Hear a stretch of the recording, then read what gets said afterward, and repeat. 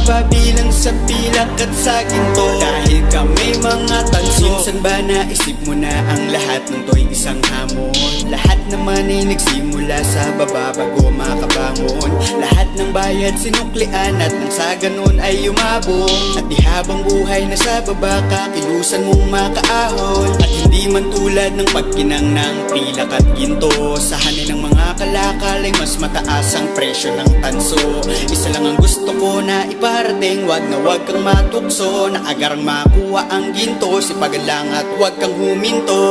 Wag na wag mong iisipin di porket di nakahanay ay hindi na tayo mga